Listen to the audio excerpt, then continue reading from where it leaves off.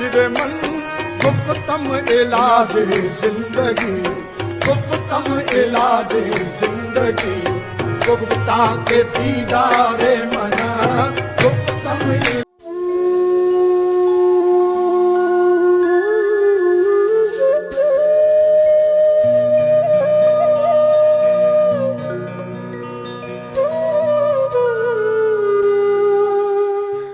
ایسا کبھی ہوا ہو کہ آپ سے کوئی غلطی ہو گئی ہو اور بابا حضور کا جو ریئیکشن ہے وہ کیسا ہو آپ کے ساتھ؟ دیکھیں، آپ کے حضور اور آپ کی مجلس اور آپ کی ذات والا صفات کے حوالے سے مجھ سے کبھی کوئی گستاخی نہیں ہوئی، ٹھیک ہے، کبھی نہیں ہوئی۔ ہاں، کسی ایک بات پہ میرے ابو مجھ سے ناراض ہو گئے تھے۔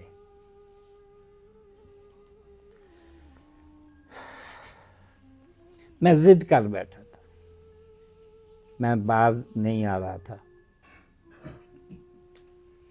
میرے ابا جی حضور ملک واصف علی واصف صاحب کے پاس گئے اور انہیں کہا کہ آپ انہیں سمجھائیں۔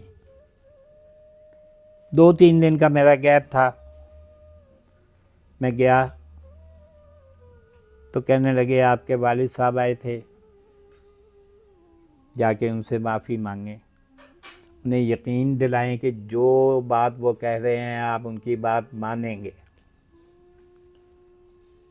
ہم نے تو تعمیل کی ہے ان کے حکم کی، کبھی گستاخی کا آج تک بھی کبھی نام لیا ہو حضور ملک واصف علی واصف صاحب رحمۃ اللہ علیہ کا، تو حضور ملک واصف علی واصف صاحب 77 سے کہا ہے، آج تک یہی کہتے ہیں۔ موجودگی مجلس میں کہہ رہے ہوں، گھر میں بچوں کے ساتھ بات کر رہے ہوں، یہی کہتے ہیں۔ دیکھیں نا، اقبال نے کہا تھا کہ ادب پہلا قرینہ ہے محبت کے قرینوں میں۔ جی وہ شادی کی بات تھی، کون سی شادی کی؟ وہ جو والد صاحب سے ضد ہو گئی۔ ہاں، وہ بس بات یہ ہے، بس ایسی بات نہیں تھی، شادی کی بات نہیں تھی۔ شادی کی بات میں نے ان کی فوراً مان لی تھی، شادی چیز ہی آتی ہے، اس سے تو کوئی انکار نہیں کرتا۔ وہ کوئی اور بات تھی، کچھ ایک حلقے میں نے اٹھنا بیٹھنا شروع کر دیا تھا، وہ سارا مارکسسٹوں کا حلقہ تھا، وہ سارے کمیونسٹ تھے، وہ سارے ایتھیسٹ تھے، تو میں ان کے ہاں جا کے میں نے اٹھنا بیٹھنا شروع کر دیا۔ ایک آدھ مرتبہ والد صاحب نے کہا تو نماز کے لیے میں نے کہا جی آپ پڑھا کریں، لوگوں کو مجبور نہ کیا کریں۔ یہ بات میرے والد صاحب کو یہ گستاخی ہوئی تھی کہ آپ پڑھنا چاہتے ہیں آپ جائیں مسجد میں، جا کے نماز پڑھ لیں، مجھے کیوں کہہ رہے ہیں؟ بلال کا وارث جو پکار رہا ہے حی علی الصلاۃ، بلال کے وارث کی آواز پہ تو میں نے کان نہیں دیا، کان نہیں دھرا، اب آپ کی بات پہ کیسے کروں؟ چونکہ وہ ایک محفل تھی نا، ان کے نزدیک وہ اچھی محفل نہیں تھی، ہیں جی، جو آپ کو اللہ رسول، یہ شکوک و شبہات میرے ذہن میں پیدا ہو گئے تھے۔ یہ نہیں میں کہوں زیادہ وہ صوفی صوب بننے کی کوشش کروں، ایسا نہیں ہے۔ انسان ہے، اس کے ذہن میں جب خیال کا یہ کھیتی ہے ذہن، اس میں جب بیج پڑتا ہے تو اس کا اخبا پھوٹتا ہے، وہ روحانی بات ہو یا کوئی طاغوتی بات ہو، بندہ اس کے بارے میں سوچنا شروع کر دیتا ہے۔ وہ چونکہ محفل تھی، رات کو 2-2 ڈھائی بجے، پرانی نارکلی جو آج فوڈ سٹریٹ کہلاتی ہے، وہاں ہم بیٹھا کرتے تھے، اور یہ بھی بیٹھنا حضور ملک واصف علی واصف صاحب کی وجہ سے شروع کیا تھا کہ نابا روڈ تھے، ہیں جی، تو بہرحال ایسی شادی کرنی تھی۔ شادی کا انہوں نے کہا تو ہم نے تو کہا کہ شکر ہے آپ نے دھیان دیا ہماری طرف بھی۔ آج بھی آپ کے والد گرامی کی روح جو ہے نا باڈی آپ سے خوش ہوگی، کیونکہ آپ آج بالکل اپوزٹ محفل میں تشریف لائے۔ جی ہاں، بے شک بے شک، یہ بھی حضور ملک واصف علی واصف صاحب کے چاہنے والوں کا فیض ہے، یہ آپ کا فیض ہے، یہ آپ کا ثمرہ ہے، یہ آپ کی نگاہ لطف ہے، جو جس کے ہم امیدوار ہیں اور وگرنہ ہم آپ جیسے لوگ باقی نہ ہوتے حضور ملک واصف علی واصف صاحب کے پردہ فرمانے کے بعد، تو ورنہ اکثر ہمارے ساتھ کے بیمار مر گئے ہیں جی. ہم جو زندہ ہیں اسی آب و تاب کے ساتھ، انہی خیالات میں، انہی سوچوں کے ساتھ، انہی منزہ افکار کے ساتھ. تو وہ فیضان ہے دعاؤں کا میرے بزرگوں کی. میں یہاں پر یہ بھی واضح کر دوں کہ میرے والد صاحب بذات خود ایک بہت بڑے عالم تھے. 10 سال میرے والد صاحب نے پری پارٹیشن، میں پارٹیشن نہیں کہا کرتا، یہ انڈین لفظ ہے، پری اسٹیبلشمنٹ آف پاکستان، قیام پاکستان سے 10 سال پہلے میرے والد صاحب نے امرتسر میں 10 سال ایک مسجد میں امامت کی. وہ درس نظامی کے فارغ تھے میرے والد صاحب. پھر پاکستان بننے کے بعد سن 2002 تک 18 اگست 1947 کو راج گڑھ میں پہلی مسجد کا سنگ بنیاد میرے ابو نے رکھا. وہاں امامت بھی کی، خطابت بھی کی اور اپنی دکانداری کی. ہاں جی، اپنی دکانداری کی، اپنی دکان تھی کریانے کی، اس پر کام شروع کیا ادھار پکڑ کے کسی سے. یہ جو پینزی گارمنٹس والے ہیں، پرویز حنیف وغیرہ، ان کے دادا میرے ابو کے بہت عقیدت مند تھے. تو 60 سال تو میں نے میری کبھی رات کو آنکھ کھلی ہو میں اپنے ابو کے کمرے میں سوتا تھا. چونکہ یہ تقریب ان کے فضائل و مناقب بیان کرنے کے لیے نہیں ہے، تو ایک ہی جملہ کہہ کے کہ میں نے تقریباً 1974 سے میری شعور کی آنکھ کھل چکی تھی. تو میں اپنے ابو ہی کے کمرے میں سوتا تھا. ایک کمرہ تھا، چھوٹا سا گھر تھا. تو میرا چھوٹا بھائی اور میں، رات ایک دفعہ ہماری آنکھ کھلتی تھی 2-2:30 بجے کے قریب. تو میرے والد صاحب جو ہیں اپنی لائبریری میں سے اپنی کتابیں تھیں ان کے پاس، کوئی اور تو پیسے تو نہیں تھے، لیکن ان کے پاس پتہ نہیں کہاں سے کتابیں آ گئی تھیں، 1000-1500. وہ تفسیر کی کتابیں، کبھی تفسیر مظہری نکال رہے ہیں، کبھی تفسیر بیضاوی نکال رہے ہیں، کبھی تفسیر جلالین نکال رہے ہیں، اور جتنی معروف متقدمین مفسرین کی جو تفاسیر تھیں وہ ساری ان کے پاس تھیں.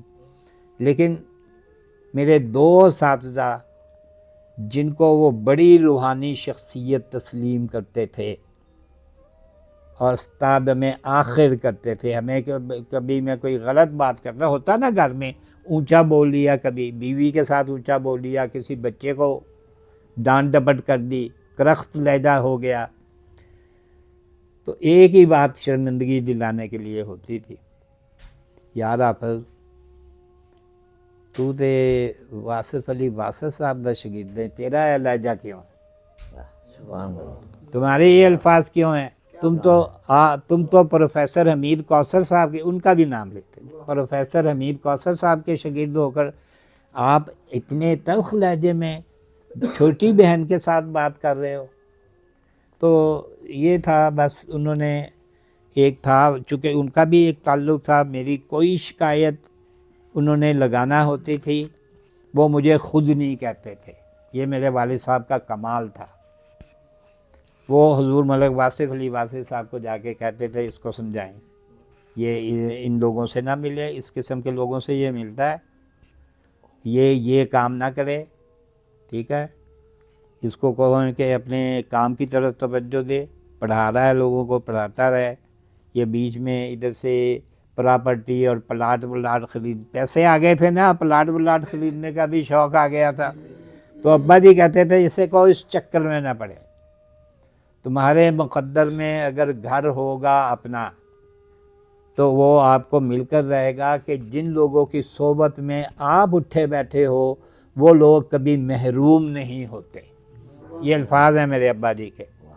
اب میں کن کی صحبت میں اٹھا بیٹھا تھا؟ جامعہ نظامیہ رضویہ کے صوفی صاحب کی، حضور ملک واصف علی واصف صاحب کی. زیادہ عرصہ تو انہی کے ہاں رہا اور آج تک بھی ہے. تو بہت کچھ ہے، جو کچھ بھی ہے اللہ پاک نے اولاد بھی دی ہے، بچے بھی دیے ہیں، اچھی جگہ پہ روٹی روزگار اپنا کما رہے ہیں، گھر بھی مل گیا۔ میری ماں کہتی تھی کہ تم نے بابے کے کہنے پہ نوکری چھوڑ دی ہے، پینشن ملنی سی، چل ہے 6 مرلے کا گھر ہے، کتنے کوئی 10 مرلے کا گھر ہی تم اپنا بنا لینا۔ مجھے 10 مرلے کا گھر بھی مل گیا۔ ہاں جی، اتنی ذرائع پیدا ہوئے کہ 10 مرلے کا گھر بھی مل گیا، 10 مرلے کا ایک پلاٹ بھی میں نے خرید لیا اکیڈمی کی آمدنی سے۔ باقی یہ کہ خرید کے بیچنا، یہ میرے والد صاحب منع کرتے تھے، تم پراپرٹی ڈیلر نہیں بنو گے، یہ ڈیلر ٹائپ کی معذرت کے ساتھ ہیں جی، یہ ڈیلر ٹائپ کے جو لوگ ہوتے ہیں ان میں اکثر میرا مشاہدہ ہے، میرے ابا جی کہتے تھے کہ یہ ٹھیک نہیں ہوتے، تو آپ یہ نہ کرنا، اپنا جو ہے وہ نسبتیں دیکھو کیا ہیں۔ دیکھیں نسبت ہماری حضور ملک واصف علی واصف صاحب سے ہے، ٹھیک ہے، تو لہٰذا ایسا کوئی بھی کام کرنے کا کبھی خیال آیا، مجھے اچھی طرح سے یاد ہے، میں منتخب ہوا پہلی مرتبہ، ایک چھوٹے سے گھر میں رہنے والا آدمی وہ پورے علاقے کا چیئرمین بن گیا، تو میرے پاس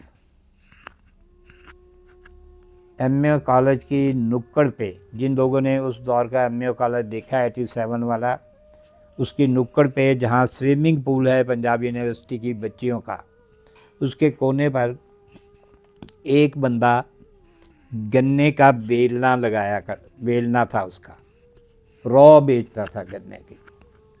آغا صاحب کہتے تھے، ان کا بیٹا اب ایس پی ہے کہیں، ٹھیک ہے، آغا صاحب کا، یہ جو گنے کی رو لگاتے تھے، ان سے میں نے فارسی پڑھی تھی، یہ جو گنے کی رو لگانے والے آغا صاحب تھے، چونکہ ان کی مادری زبان پرشین تھی، تو وہ میرے پاس آئے صبح سویرے، ایک پتہ نہیں میانی صاحب کے قریب سے وہ قبروں پر ڈالنے والے ہار ہوتے ہیں نا، وہاں سے ایک ہار لیا اس بندے نے، اور میرے دوست تھے، میرے بزرگ دوست تھے یعنی، تو آئے مجھے ہار پہنایا، کہنے لگا حافظ ایک گل سن،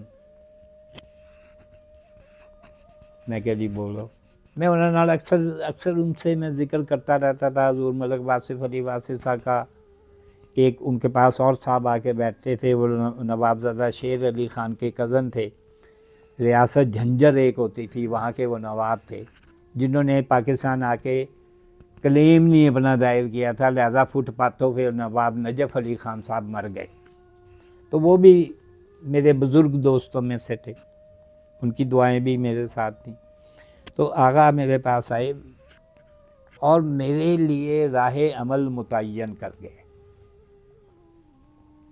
وہ بظاہر جاہل آدمی، لیکن میرا استاد تھا، میں کیوں جاہل کہوں، وہ آئے، انہوں نے کہا بات سنو حافظ، تو ہے نا حافظ قرآن، میں کہا جی میرے ماں باپ دی محنتاں، میرے بزرگاں دی دعاواں، کہنے لگے یہ گل یاد رکھیں، تو اے برداشت کریں گا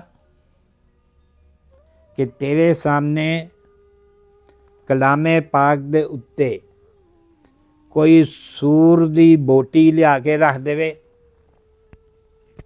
میں کہا آغا صاحب کی گل کر رہے ہو، کیا بات کر رہے ہیں آپ؟ میں کیسے، یہ تو اس کا تو تصور بھی نہیں کیا جا سکتا، یہ الفاظ آپ نے ادا کیسے کر دیے؟ مجھے حیرت، کہنا ایسے کر کے ہن تو اپنا کونسلر بنیا، ہن تینوں ٹھیکے بھی ملنے نے، سڑکاں بھی بننیاں، ڈسپینسریاں بھی بننیاں، اسکول بھی بننے، تو لمبا چوڑا ٹھیکیداری کا نظام ہے، اور ٹھیکیداری کے نظام میں آپ سمجھتے ہیں پھر کمیشن تو ہے نا، ٹھیک ہے، ہنگ لگے نہ پھٹکری پہ رنگ بھی چوکا، الیکشن لڑتے کیوں ہیں؟ اسی لیے کہ بعد میں ٹھیکوں کے پیسے آئیں گے۔ اس زمانے میں 10 لاکھ روپیہ میرا سالانہ ADP تھا، اینول ڈیولپمنٹ پروگرام۔ میں شام کو گیا، یہ بھی آغا صاحب بھی نا کسی دن شام کے وقت حضور ملک واصف علی واصف صاحب کے ادھر آ جاتے تھے، چونکہ شاعر تھے پرشین، جس بندے کو پرشین پر عبور ہو تو وہ کتنا عالم آدمی ہوگا، تو حضور ملک واصف علی واصف صاحب سے ان کا کلام سنتے تھے، چونکہ لباس میں اپنی وضاحت میں بہت ہی مطلب یوں کہنا چاہیے خستہ حال سے دکھائی دیتے تھے، اس لیے نگاہوں میں نہیں آتے ایسے لوگ عام طور پر مجالس میں۔ تو ہم تو ان کا مقام مرتبہ جانتے تھے. میں نے حضور ملک واصف علی واصف صاحب سے کہا کہ یار وہ بڑی بات کہہ گیا, وہ آگا بڑی گل کہہ گیا, آگا بڑی بات کہہ گیا, آگا بڑی بات کہہ گیا. میں کہا سر جی کیا کہہ گیا؟ وہ قرآن کے اوپر سور کی بوٹی رکھ لیں, تم حافظ قرآن ہو, تمہیں کہہ گیا ہے حرام نہ کھانا, کمیشنیں نہ پکڑنا ٹھیکیداروں سے, جو علاقے کی تعمیر و ترقی کے لیے کام پیسے ملیں گے وہی کرنا. الحمدللہ کونسلر بھی ہو گئے تو پڑھاتے رہے, اکیڈمی نہیں بند کی, اپنا ذریعہ آمدن جتنا بھی تھا, یعنی بھلے 1987 میں 9-10 ہزار روپیہ کافی پیسے ہوتے تھے, 2000 روپے تولا تو سونا ہوتا تھا. ہاں جی, تو وہ اللہ کا فضل ہے, یہ ساری تربیت ہے. ہاں جی, مکتب کا فیض تھا یا کرامت تھی؟ یہ کرامت تھی. میرے والد صاحب کا نام ایک منٹ. ہاں جی. آپ سب کے والد گرامی کا اسم مبارک. جی میرے والد صاحب کا نام جو ہے وہ عزیز الرحمن تھا, عزیز الرحمن. ٹھیک ہے, وہ باقی یار ہمیں میری قسمت بہت اچھی. بعض دفعہ میں سوچ رہا, لوگ اکثر شاکی ہوتے ہیں میری قسمت بڑی, میری قسمت بہت اچھی ہے. میں جس ماحول سے اٹھا تھا, جس معاشی پسماندہ پس منظر سے میں اٹھا تھا, اللہ پاک نے مجھے اس کی جو اسرتیں اور تنگ دستیاں اور فاقہ مستیاں ہیں زندگی میں کبھی نہیں دکھائیں. سبحان. آسودہ رکھا, پر آسائش رکھا. دعائیں تھیں. میرے والد صاحب بھی اپنی جگہ پہ, جس بندے نے 60 سال امامت کی ہو, امامت کا مطلب ہے 60 سال جس کی کبھی نماز بھی قضا نہ ہوئی ہو. اللہ یعنی اللہ.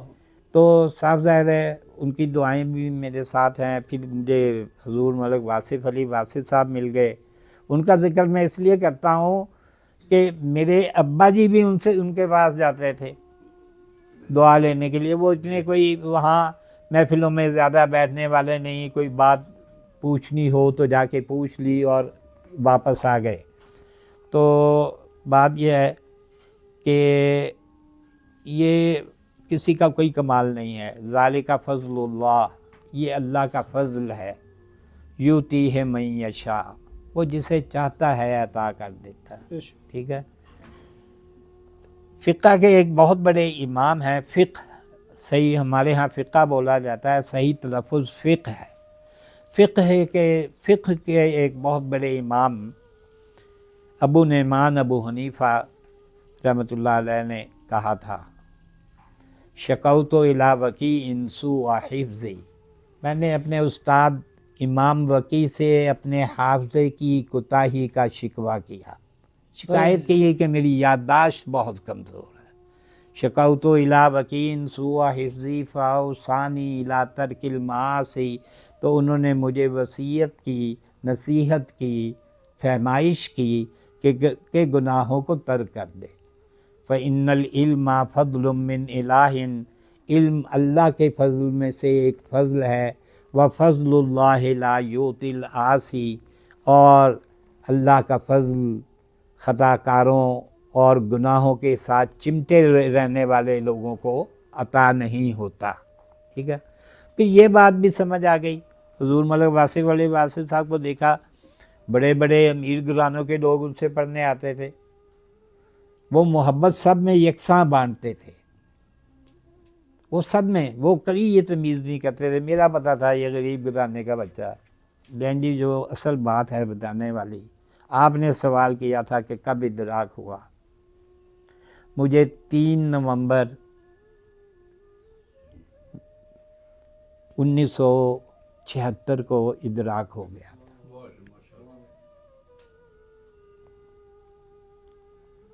میں داخل ہوا آپ کے ہاں, 300 روپیہ ماہانہ فیس تھی. 1976 میں 300 روپیہ ماہانہ فیس تھی. سبجیکٹ ایک ہی تھا, انگریزی پڑھنی تھی ان سے. میں 3 نومبر 2019 کو پہلے پرائیویٹ تعلیمی اداروں میں, کیا آج کل تو ہر جگہ یوں ہو گیا ہے کہ ایڈوانس فیس دیتے ہیں ٹیوشن جب آپ پڑھتے ہیں. تو میں نے وہ انہیں پیسے دے دیے تھے، اور ان کے رجسٹر میں میرا جو نمبر تھا وہ 9 تھا، اور میرا خیال ہے شاید جب میں جیل کاٹ کے واپس آیا ہوں تب تک انہیں میرا پورا نام نہیں پتہ تھا، مسٹر 9 نہیں پتہ تھا، ٹھیک ہے. تو مجھے کہنے لگے 3 نومبر 1976 میں کہ مسٹر 9 میرے پاس آنا لیکچر دے کے. میں گیا ان کے پاس، تو اب میں نے تو اپنا نام لکھوایا تھا حافظ شفیق الرحمان. تو کہنے لگے یار آپ حافظ ہیں؟ میں نے کہا جی. چونکہ 1 تاریخ کو مجھے اے جی آفس سے تنخواہ مل گئی ہوئی تھی، میں نے 300 روپے الگ کر کے نکالا ہوا تھا کہ فیس بھی دینی ہے. جب انہوں نے اپنے کمرے میں مجھے بلایا تو میرے ذہن میں جیسے اب ان کا مقام مرتبہ تب تک تو مجھ پر واضح نہیں تھا، اس واقعے کے بعد واضح ہو گیا.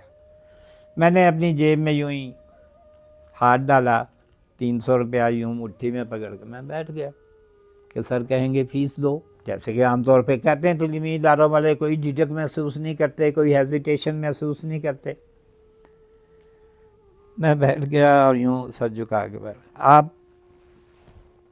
تصاویر تو آپ نے دیکھی ہیں، حضور ملک بال لمبے بال تھے یوں، اور یہ عادت تھی اپنی انگلیوں سے اپنے بالوں میں کنگھی کرتے رہتے تھے. کیا بات، یہ عادت تھی حضور کی. میں نے تو ایسے 20 نہیں سینکڑوں مرتبہ کیا بات، کیا بات. اپنے بالوں کو یوں سمیٹتے تھے، یوں بال پیچھے کو جاتے تھے. بال بھی صراط مستقیم پہ تھے، کوئی گنجلاں والے بال نہیں تھے، سیدھے سیدھے. جن کے بال بھی صراط مستقیم پر ہوں ان کی گال کیوں نہیں صراط مستقیم پہ ہوگی. خیر مجھے بلایا، میں نے ادھر اپنی فیس کی مٹھی میں تھامی ہوئی تھی. میں نے کہا سر کہیں گے تو میں دے دوں گا. تو کہنے لگے یار میں نے آج پڑھا ہے رجسٹر میں تم مسٹر 9 تم حافظ قرآن ہو. میں نے کہا جی الحمدللہ، میرے ماں باپ کی کوششیں کاوشیں اس کی وجہ سے میں نے حفظ کر لیا. میری کہاں مجال کہ میں حفظ کرتا، میری ماں اور باپ کی کوششیں. اچھا تو قرآن اب بھی یاد ہے؟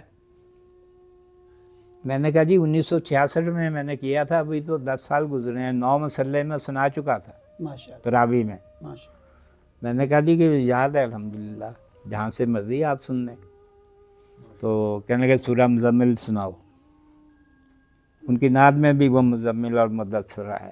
جی میں نے سورہ مزمل سنائی، یا ایھا المزمل. بیچ میں 2-4 میں نے کہا کہیں گے کہ ٹھیک ہے یار بات نہیں پوری کر. واہ، میں نے پوری کی. پھر میں نے کہا سر جی اور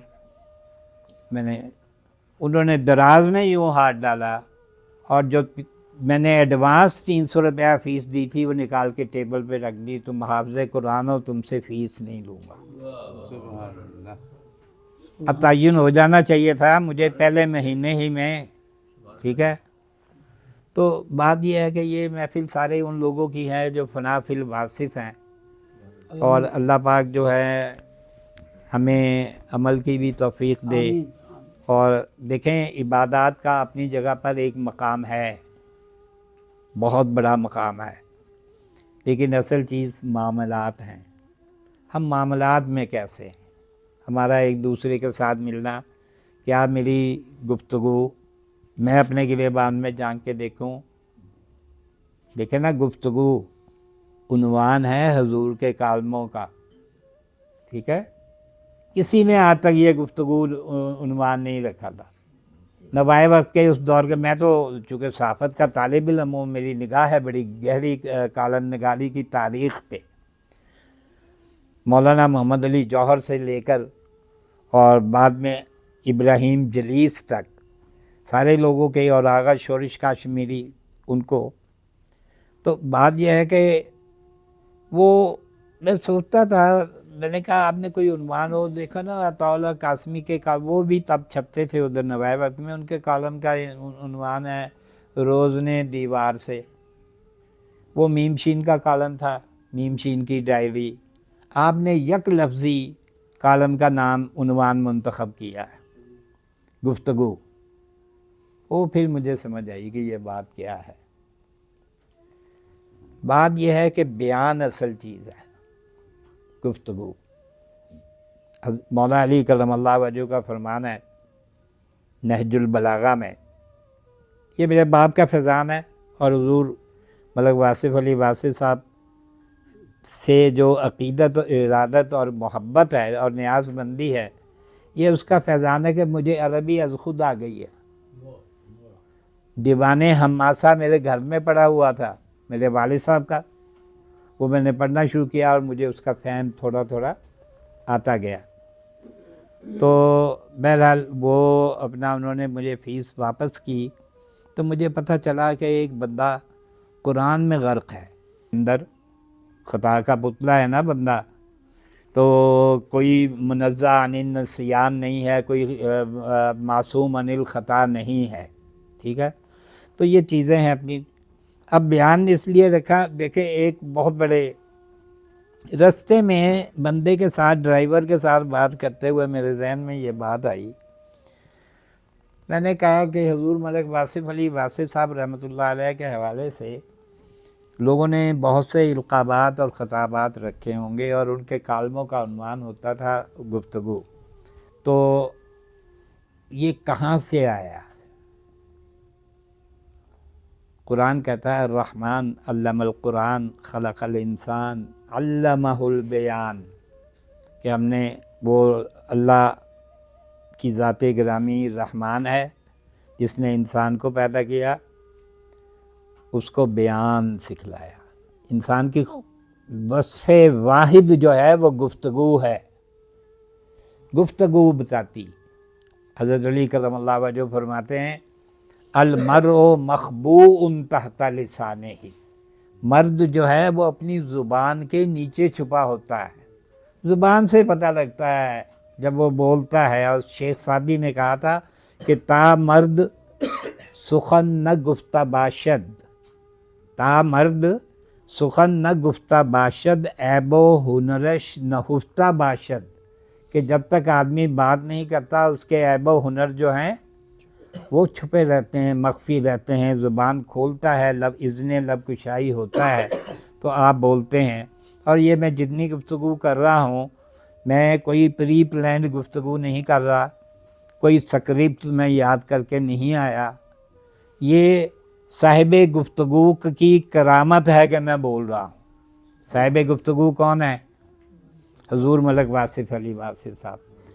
میں نے کہا کہ سورہ رحمان کی اس چوتھی آیت کی نسبت سے آئندہ سے میں انہیں ہمیشہ ابو البیان کہوں گا۔ کوئی ابو الکلام تھا، کوئی ابو القلم تھا، کوئی ابو نصر ہے، کوئی ابو الشعراء ہے، کوئی کچھ ہے۔ حضور ملک واصف علی واصف صاحب ابو البیان ہیں، اور لفظوں میں اس وقت تک تاثیر پیدا نہیں ہوتی جب تک دل میں گداز نہیں ہوتا۔ پگھلا ہوا دل ہو تو لفظ بھی نرم، ملائم، ریشمی، حریری اور اطلسی بن جاتے ہیں، کیا بات ہے، مخملی بن جاتے ہیں لفظ، بہت جب آپ کے دل کے اندر گداز ہوگا۔ اور گداز، دل تو بڑا سخت پتھر ہے، ہیرے سے بھی سخت پتھر اگر دنیا میں کوئی ہے یہ دل ہے، لیکن مرد مومن کی نگاہ جو ہے اس دل کو گداز کر دیتی ہے، اس میں چشمے جاری کر دیتی ہے۔ اور ہمیں تو مرد کامل ملے تھے نا، مرد مومن ابو البیان حضور ملک واصف علی واصف صاحب، ان کی نگاہ کا فیضان کم از کم میرے وجود پہ کبھی تو ان کی نگاہ پڑی ہوگی توجہ سے۔ 13-14 سال کے عرصے میں، ٹھیک ہے، جب گلشن راوی شفٹ ہوئے اور وہاں درس ہوتا تھا تصوف کا، تو میں اور ایک شخص لڑکا ایم اے کالج میں ہوتا تھا، اعجاز پہلوان، وہ ریسلر تھا، تو وہ بھی حضور ملک واصف علی واصف صاحب کا شاگرد تھا۔ تو انہوں نے مجھے کہا جی کہ وہ درس دینا شروع کیا گلشن راوی میں، لہذا وہاں جایا کریں ہم۔ میں نے کہا یار بات یہ ہے کہ ضرور جائیں گے، چلیں۔ وہ جس دن درس تھا وہ ہم گئے وہاں. اس کے بعد 2-3 سال مسلسل میری ڈیوٹی رہی کہ میں درس شروع ہونے سے پہلے اور لوگوں کی آمد سے پہلے جتنی کرسیاں وہاں پڑی ہوتی تھی، وہ چونکہ ان کا وہ پڑھانے کا نظام بھی تھا نا، جیسے طالب علموں کی لکڑی کی وہ کرسیاں، ٹلی پھڑ کے، پنجابی چ کہاں گا زیادہ مزیدار لگے گا، ٹلی پھڑ کے اور میں ساری کرسیاں جڑیاں سن انہوں کو کٹا لانا سا، واہ جی ہاں جی، تاکہ آنے والے مہمان آرام سے بیٹھے، کسی کو گرد نہ چھوئے. باجی اب غالب نے کہا تھا کہ ذکر اس پریوش کا اور پھر بیاں اپنا، ہاں جی، ہاں جی. اور کسی اور نے کہا تھا ذکر جب چھڑ گیا قیامت کا، ذکر جب چھڑ گیا قیامت کا، بات پہنچی تیری جوانی تک، ہاں جی. تو بات یہ ہے کہ حضور ملک واصف علی واصف صاحب کا ذکر ہو تو یہ ذکر خالی خودی ذکر نہیں ہے، یہ ذکر لذیذ ہے. اس کو جتنا دراز تر آپ کہیں گے اتنا زیادہ لطف آئے گا، اتنی زیادہ اس میں چاشنی ہوگی. ذاکر کا ذکر بھی اللہ کا ذکر ہے. وہ ذاکر تھے، بے شک. یعنی بیٹھے ہوتے تھے تو کسی کی مجال نہیں ہے کہ حضور ملک واصف علی واصف صاحب کی یہ جو بھویں ہیں، ہم تو ترشوا لیتے ہیں، بیچ میں سے سفید بال بھی بعض مرتبہ نکلوا لیتے ہیں. ان کی بھووں کے بال بڑے گھنے تھے، حضور کے بھووں کے بال بڑے گھنے تھے. ایک تو یہ عادت بھی تھی، اور دوسرا یہ اپنے بال جو ہے نا ان کو بھی جو ہے آنکھوں کے گرد بھی طواف کرتی رہتی تھی شہادت کی انگلی. تو بڑا کتنی کیا کیا میرا خیال ہے کہ ساری رات بھی ہم گفتگو کریں گے تو ان کا ذکر تو ختم نہیں ہوگا. نہ آپ تھکیں گے سننے میں اور نہ میں تھکوں گا ان کا ذکر کرتے ہوئے. گھر میں بھی کرتے رہتے ہیں، بچوں کو کہتے ہیں حضور نے یہ فرمایا تھا، ہاں جی. ایک مرتبہ وہ میں نے کہا تو کہ حضور نے یہ فرمایا تھا. وہ میرا ایک عزیز آیا ہوا تھا، میرا بھانجا، وہ پروفیسر ہے انگلش کا، وہ آیا ہوا تھا. تو میں نے جب کہا حضور نے یہ فرمایا تھا تو کہنے لگا صلی اللہ علیہ وسلم. میں نے کہا میں حضور ملک واصف علی واصف رحمۃ اللہ علیہ کی بات کر رہا ہوں. اچھا یار آپ انہیں بھی حضور کہتے ہیں؟ میں نے کہا جس کی حضور سے نسبت ہے اس کو حضور کہتے ہیں، سیدھی سی بات ہے. ہم تو کہتے ہیں، کسی کو اچھا لگے کسی کو برا لگے، اور میں کوئی ضعیف الاعتقاد بھی نہیں ہوں، یہ بھی واضح کر دوں. میں نے بتایا میں ایتھیسٹ، کمیونسٹ، مارکسسٹ اور سوشلسٹ لوگوں کی محفل سے اٹھ کر آیا ہوں. میرے اندر ریشنلزم زیادہ ہونا چاہیے. اور یہ بات ہمیں وہ کہتے تھے کہ یہ سپر نیچرلزم ہے، یہ آپ ماورائی باتیں کر رہے ہیں، یہ میٹا فزکس ہے، فزکس کی باتیں نہیں کر رہے ہیں، مابعد الطبیعات کی باتیں کیوں کر رہے ہیں. لیکن جب شخصیت ہی مابعد الطبیعاتی ہو، جب شخصیت ہی ماورائی ہو، جب شخصیت ہی عام فوق الفطرت ہو، ہاں جی، تو پھر تو بات کرنی پڑے گی ساری.